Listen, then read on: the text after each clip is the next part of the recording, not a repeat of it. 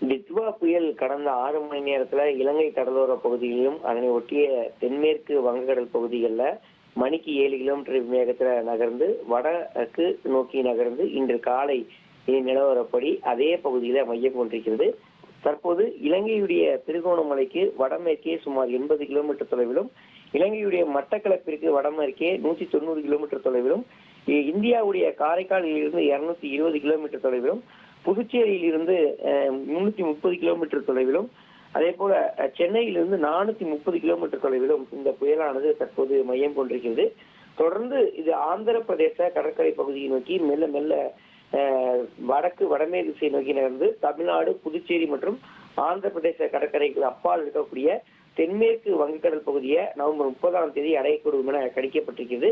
குறிப்பா இந்த டிட்வா புயல் 30ஆம் தேதி காலை வரைக்கும் புயலாக தனது தீவிரத்தன்மையை தக்க வைத்து அதன் பிறகாக 30ஆம் தேதி மதியத்திற்குள் கடல்லேயே ஆழ்ந்த காற்றழுத்த தாழ்வு மண்டலமாக வலுவிழந்துதான் புதுச்சேரியை ஒட்டிய தென்மேற்கு வங்கக்கடல் பகுதியில நிலவ இருக்கிறது.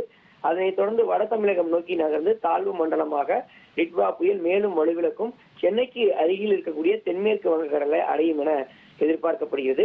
இந்த நிலையில தான் இன்று மயிலாடுதுறை, கடலூர், விழுப்புரம், செங்கல்பட்டு, புதுச்சேரி ஆகிய 5 மாவட்டங்கள்ல அதிக கனமழை பெய்ய வாய்ப்பிருப்பதால இந்த மாவட்டங்களுக்கு ரெட் அலர்ட் எச்சரிக்கை விடுக்கப்பட்டிருக்கிறது. புதுக்கோட்டை, தஞ்சாவூர், திருவாரூர், நாகை, அரியலூர், பெரம்பலூர், திருச்சி, சேலம், கள்ளக்குறிச்சி, திருவண்ணாமலை, சென்னை, காஞ்சிபுரம், திருவள்ளூர், ராணிப்பேட்டை, காரைக்கால் ஆகிய மாவட்டங்கள்ல மிக கனமழைக்கான ஆரஞ்சு நிற எச்சரிக்கை என்பது விடுக்கப்பட்டிருக்கிறது. தற்போது இன்றைய தினம் டெல்டா மாவட்டங்களில் பரவலாக அதிக கனமழை பெய்ய வாய்ப்பிருப்பதாகவும் காற்றின் வேகம் என்பது தரைக்காற்று 50 முதல் 60 கிலோமீட்டர் வேகத்திலும் 70 கிலோமீட்டர் வேகத்திலும் இடையிடையே இருக்கக்கூடும் என கணிக்கப்பட்டிருக்கிறது.